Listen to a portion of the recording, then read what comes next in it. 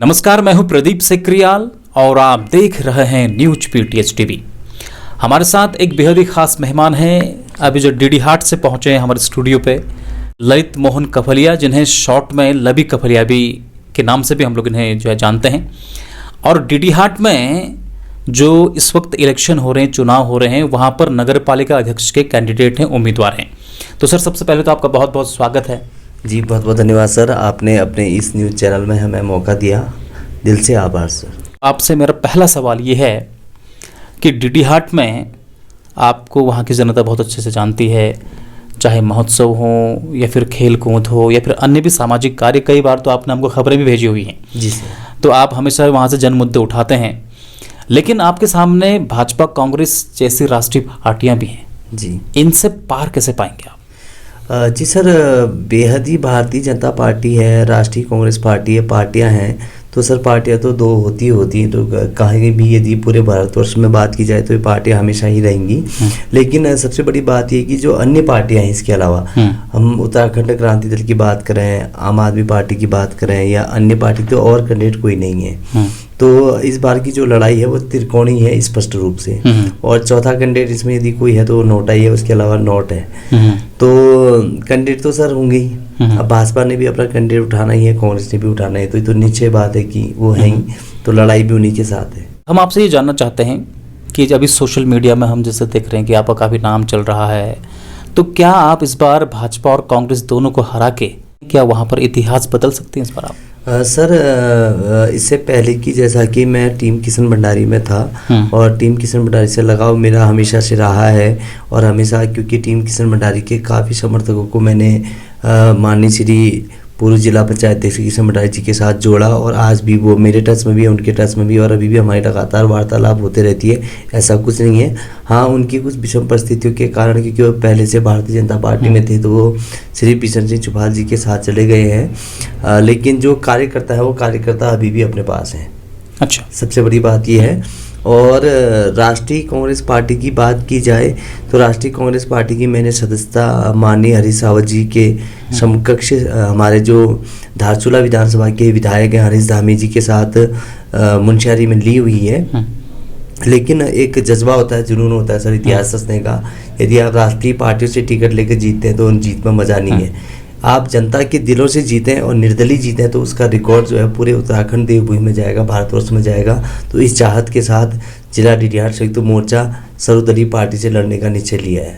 आपने भी अपने जवाब में किशन भंडारी का जिक्र किया। जी, आपको क्या लगता है कि अभी ठीक इस जो चुनाव के बीच वहाँ पर किशन भंडारी जो है भाजपा में शामिल हो गए हैं, या भाजपा में शामिल हुए हैं, या फिर उनको समर्थन जो है उन्होंने दिया हुआ है, तो इससे क्या लगता है कि वहाँ पर मतलब आपके लिए ज़्यादा चुनौती कौन है इस बार, भाजपा है या फिर कांग्रेस है? सर, जो माननीय किशन भंडारी जी ने जो समर्थन दिया है तो उससे मुझे व्यक्तिगत रूप से फायदा हो रहा है। क्योंकि जिस प्रकार से आपने देखा होगा कि कृष्ण भगवान एक और थे तो सेना उनकी एक और थी।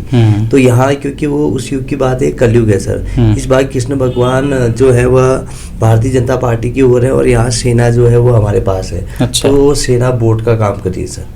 तो इन कलयुग में थोड़ा सा उल्टा होता है, तो इसलिए सर सेना हमारे पास है और कृष्ण भगवान वहाँ है।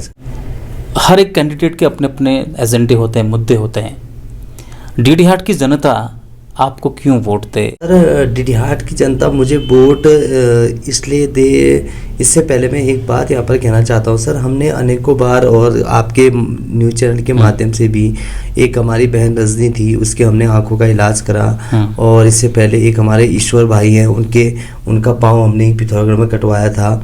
और उसके बाद कई बार एम्बुलेंस की ज़रूरत पड़ी और यहाँ तक कि 35 से 40 इलाज हमने कर दिए हैं। तो सर, हमेशा क्या रहता है ना कि जब भी हम क्राउड फंडिंग की स्टार्टअप करते हैं तो हमें सबसे पहले जनप्रतिनिधियों की कमी पड़ती है। जबकि जनप्रतिनिधियों ने ही पहले आना चाहिए, क्योंकि जनप्रतिनिधि एक स्टार्टअप दे दे, जैसे नगर पालिका अध्यक्ष है 50,000 का स्टार्टअप दे दे, 10 का दे दे, 20 का दे दे, ग्राम प्रधान दे दे, तो इससे अच्छा बूम हो जाएगा। लेकिन होता क्या है कि उल्टा होता है।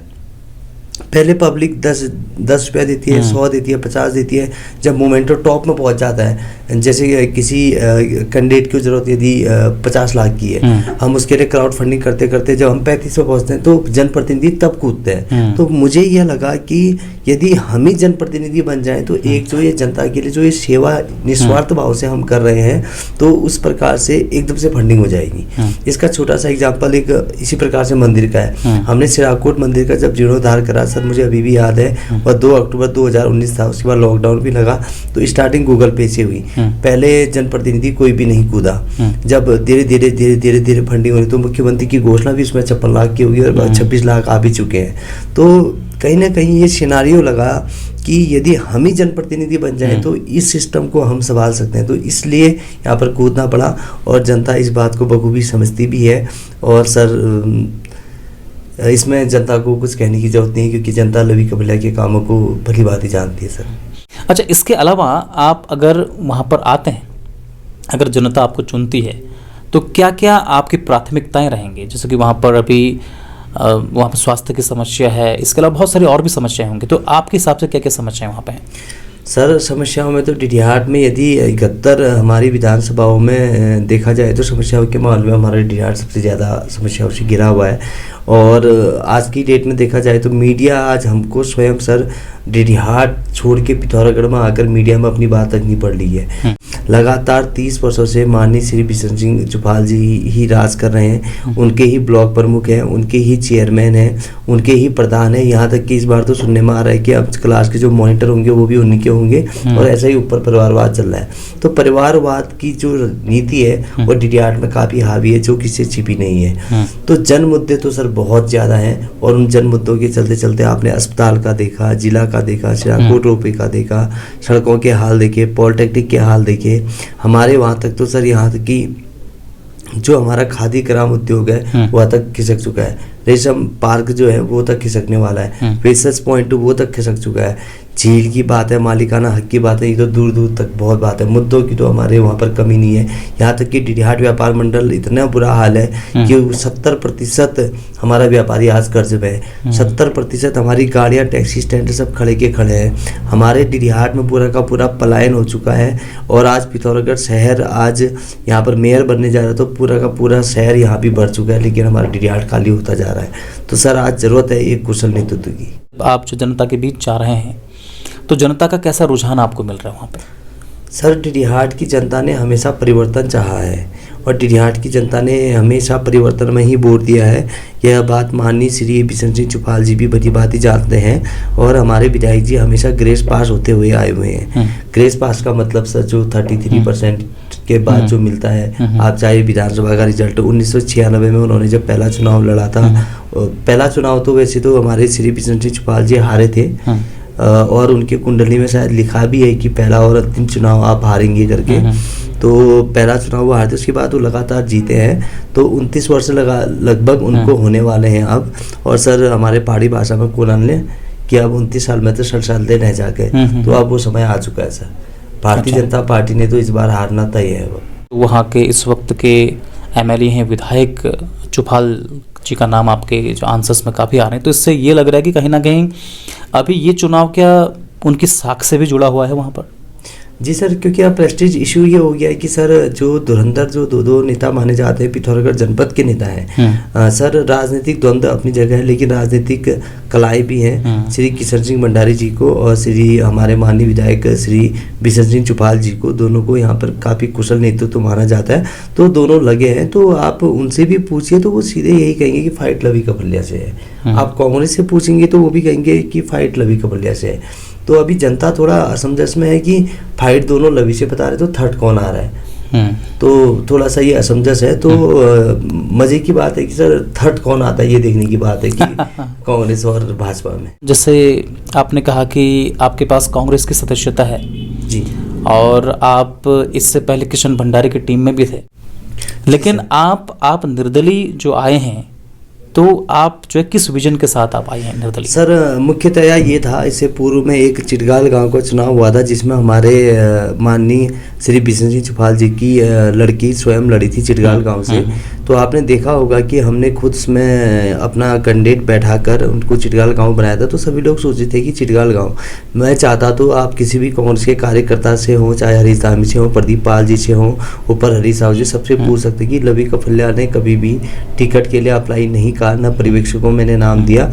मेरी एक सोच थी कि जीतना है तो जनता के दम पे जीतना है, जनता के दिलों को जीतना है, इन पार्टियों के भरोसे और चिटगाल गांव की तरह नहीं जीतना है। तो एक सोच थी, क्योंकि आज यदि ये जीत है तो ये लवी कफल्या की जीत नहीं है, ये जनता की जीत है और मैं जनता का कैंडिडेट हूँ और जनता की ही जीत होगी। तो यह जीत है, यह विश्व रिकॉर्ड बनाएगी। क्यों?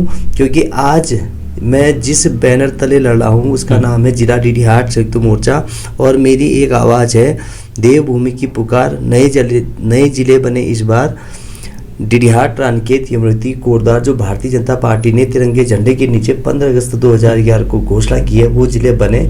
और जैसे ही यह जीत होगी तो माननीय पुष्कर धामी जी के सामने हम जाएंगे और हम कहेंगे कि अब हम जीत के आ गए हैं, आप हमें जिला दीजिए, नहीं तो पूरी के पूरा चेयरमैन सहित और सबके सब हम जिले के आंदोलन में बैठने वाले। सबसे पहले अगर डीडीहाट की जनता आपको नगर पालिका अध्यक्ष बनाती है तो आपकी पहले 5 प्राथमिकताएं क्या होंगी? सर, यदि डीडीहाट के नगर की जनता मुझे नगर पालिका अध्यक्ष बनाती है या नहीं, पहला जो अपना लक्ष्य है वो तो ये है कि सर, क्योंकि आगामी 23 अभी जनवरी को हमारा मतदान है और सर उस दिन पराक्रम दिवस है। पराक्रम दिवस मनाया जाता है हमारे आज़ाद शहीद के नाम पर मनाया जाता है, सुभाष चंद्र बोस जी के नाम पर। तो मैं सर्वप्रथम यही अपील करना चाहूँगा कि उन्होंने कहा था कि तुम मुझे खून दो, मैं तुम्हें आज़ादी दूंगा। तो मैं आज जनता से यह अपील करना चाहता हूँ कि आप मुझे वोट दो, मैं आपको डीडीहाट संवार के दूंगा और उत्तराखंड राज्य में डीडीहाट को नंबर 1 बनाऊंगा। यह मेरी अपील है ये पराक्रम दिवस के उसमें। और जो पहला जो मेरा मुद्दा होगा, मुद्दा नहीं वह काम है, काम नहीं वह कर्तव्य है, वो यह है कि उसके बाद सर 23 मार्च को हमारा श्री मल्लनाथ स्वामी जी मंदिर पे हमारी शिवरात्रि होने वाली है। तो एक लक्ष्य है कि मेरा चुनाव चिन्ह है घंटी। पहले सर सामान्य सीट आने के बिल्कुल भी आसार नहीं थे और सामान्य सीट आई हुई है, पुरुष की आई हुई है, तो वह श्री मल्लनाथ स्वामी जी की कृपा से आई हुई है और उसका जो चुनाव चिन्ह है वो घंटी है। तो 700 सीढ़ियाँ लगभग अब मल्लनाथ स्वामी के मंदिर में बन चुकी है। तो मैं भी यह चाहूँगा कि जितने भी अभी QR कोड के माध्यम से हम 1 रुपया, 11 रुपया, 101 रुपया, 1011 रुपया इतना ही मांग रहे हैं, इससे ज़्यादा नहीं मांग रहे। तो आप ज़रूर सहयोग कीजिए और जितने भी रुपए जमा होंगे इन सब की घंटियाँ वहाँ पर चढ़ने वाली हैं। तो मेरा ये लक्ष्य है कि जितनी ये घंटियाँ जमा होंगी, और अभी सर मैं जो आपके यहाँ पर आया था तो 2 लाख लगभग 30,000 रुपये उसमें हो चुके हैं। तो अभी हमारे पास 1200 घंटियों की हमने ऑर्डर भी कर दिया है। तो 1200 घंटियाँ आती हैं या 600 घंटियाँ आती हैं और कुछ लोग कह रहे हैं कि हम स्वयं अपनी घंटियाँ लेके आएंगे। तो सर सारी की सारी घंटियाँ जो हमारा शक्ति प्रदर्शन होगा, उस शक्ति प्रदर्शन में सब वो घंटियाँ बजेंगी और उसके बाद जो हमारा प्राण प्रतिष्ठा का जो हमारी जो परंपरा चली है, उसके बाद सारी ये घंटियाँ श्री मल्लनाथ स्वामी जी के चरणों में चढ़ेंगी। और उसके बाद जब 23 मार्च को हमारी महाशिवरात्रि हुई तो जितने भी श्रद्धालु जन हैं उसमें आपसे भी निवेदन है कि आप भी एक न्यूज़ PTS की घंटी जरूर लेके आइएगा और हजारों की संख्या पे वहाँ पर घंटियाँ चढ़नी है। क्योंकि अब हमारा जो क्षेत्र है आदि कैलाश, ओम पर्वत, मुंशिया से जुड़ चुका है, लेकिन डीडीहाट में हमारा कोई डेस्टिनेशन पॉइंट नहीं है। तो श्री मल्लनाथ स्वामी जी को एक आध्यात्मिक तौर पे, धार्मिक तौर पे, एक पर्यटक के तौर पे हम देखना चाहते हैं कि सर्वप्रथम वही जुड़े जिससे स्वरोजगार जुड़े, रोजगार जुड़े, ये चीज़ जुड़े। यह मेरा पहला कर्म होगा, कर्तव्य होगा, चाहे मैं हारूं या जीतूं। यदि मैं जीत जाता हूं, आशीर्वाद जनता का बना रहा, प्यार बना रहा, क्योंकि धन बल और बाहुबल में दोनों मुझसे मजबूत हैं। बाकी किसी भी चीज़ में मैं उनसे कम पे नहीं हूँ, लेकिन सिर्फ एक उम्र में और थोड़ा बहुत पैसों में उनसे ज़रूर कम हूँ, लेकिन हिम्मत से कहीं पे भी कम नहीं हूँ। तो दूसरा जो मेरा जो कार्य रहेगा, 2 महीने के अंदर मुझे पूरे डीडीहाट नगर में पिंक शौचालय बनाने। सर आप महानंदा महोत्सव में आए, आप हमारे साथ खेल महोत्सव में भी आपने देखा होगा शौचालय की बहुत परेशानी है। महानंदा महोत्सव आज हमारा पूरा भारतवर्ष जानता है कि डीडीहाट में महानंदा महोत्सव इतना बेहतरीन होता है, लेकिन सर हमारी महिलाओं के लिए अभी तक शौचालय नहीं बने, कितने दुर्भाग्य की बात है। तो 2 महीने के अंदर सर्वप्रथम पिंक के शौचालय बनाने हैं सर। डीडीहाट नगर पालिका परिषद बन चुकी है नगर पंचायत से, 1967 में ये बनी थी। अभी तक डीडीहाट नगर पालिका का गेट नहीं बना हुआ है सर। तो 2 सुंदर से गेट बनाने हैं, तो पता तो चले कि ये डीडीहाट शुरू हो चुका है, तो ये कार्य को किया जाएगा सर। वहाँ पर हाईटेक शौचालय की बात की जाती है, तो हाईटेक शौचालय नहीं, पिंक शौचालय बनाए जाएंगे, क्योंकि जहाँ पर सर अनावश्यक रुपया खर्च ना हो उन चीज़ों को किया जाएगा। मैं जिला डीडीहाट की घोषणा नहीं कर सकता हूँ, मालिकाना हक की घोषणा नहीं कर सकता हूँ, इनकी लड़ाइयाँ हम लगातार लड़ते रहेंगे। लेकिन हाँ, इतना विश्वास अवश्य दिलाता हूँ कि जिस प्रकार से हमने 5 सितंबर को खेल दिवस को ब्लड डोनेशन किया था, हमारे क्षेत्र से किसी भी महिला को, किसी भी बहन को यदि डिलीवरी होती है तो उसको कभी भी ब्लड डोनेशन के लिए कमी यहाँ पर नहीं पड़ेगी। इन कार्यों को प्राथमिकता दी जाएगी। और सबसे पहले जो काम करना है वो पार्किंग का करना है सर, क्योंकि हमारे डीडीहाट नगर में पार्किंग नहीं है, तो नगर पालिका के पैसों से चारों तरफ छोटी छोटी पार्किंगें बनाई जाएंगी ताकि पार्किंग की व्यवस्था हो पाए। पार्किंग की व्यवस्था हो तो बाहर का आदमी रुकेगा, टूरिस्ट रुकेगा, लोकल लोग रुकेंगे, जिससे हमारा होटल बढ़ेगा, व्यवसाय बढ़ेगा, टैक्सी स्टैंड बढ़ेगा और डीडीहाट बाजार जैसा सुनहरा था पहला वैसा होगा। और इस प्रकार के हजारों मैनिफेस्टो में लोगों के होंगे, लेकिन स्टेप बाय स्टेप ऐसा कार्य करना है। मुझे तो 3D एक हॉल भी बनाना है और हाईटेक पुस्तकालय बनाना है, ओपन जिम बनाना है। कार्य तो सर बहुत है, लेकिन करते करते फिर आप 5 कार्य आपको दिखाते रहेंगे 6 नए महीने पे, अगर जनता ने आशीर्वाद दिया तो। आखिर में आप अपनी जो डीडीहाट की जनता है, जी सर, हमारे इंटरव्यू को देख रहे हैं वो लोग, जितने भी दर्शक, क्या कुछ आप अपील करना चाहेंगे लास्ट में? सर, क्योंकि डीडीहाट की जनता से अपील तो डीडीहाट में करते, लेकिन मैं अभी जनपद में आया हूँ। वैसे तो मैं हमेशा जिला डीडीहाट कहता हूँ, मैं तो चाहता हूँ कि जिला डीडीहाट का ही मैं रहूँ, लेकिन गलती से फिर भी पिथौरागढ़ ही लिखना पड़ता है, तो मैं तो जिला डीडीहाट ही लिखना चाहूँगा। और पिथौरागढ़ जनपद था, जैसे जिस प्रकार से एक बार एक ऐसी बात आई थी सर, कहते हैं अल्मोड़िया चाल कहते हैं ना, तो हमारे एक बहुत अच्छे थे ताऊ जी थे, मैं उनसे कहता था कि आप तो बड़ी अल्मोड़िया चाल चलते हो, तो उन्होंने कहा बेटा मुझसे क्या पूछता है, अपने बूबू से पूछना, कहा ना, क्योंकि तब पता चला तो हमारा जिला अल्मोड़ा था, वैसे ही पिथौरागढ़ है, तो कल डीडीहाट होगा। तो लास्ट में अपील यही है, या डीडीहाट की जनता से नहीं है, पिथौरागढ़ की जनता या जहाँ की जनता है, आज आप धन बल को न देखें, भारतीय जनता पार्टी या राष्ट्रीय पार्टी या इनको ना देखें, आप कैंडिडेट को देखें, जहाँ पर आपको कैंडिडेट अच्छा लगता है धन बल को देखें और उस हिसाब से मतदान करें। बस यही आपके न्यूज़ पीटीएस के माध्यम से मैं कहना चाहूँगा। धन्यवाद। जय जननी, जय देवभूमि, जय उत्तराखंड, जय हिंद। खबरों में बने रहने के लिए न्यूज़ पीटीएस टीवी को सब्सक्राइब करें और बेल आइकन दबाएं, और साथ ही फेसबुक पर न्यूज़ पीटीएस टीवी पेज को लाइक या फॉलो करें।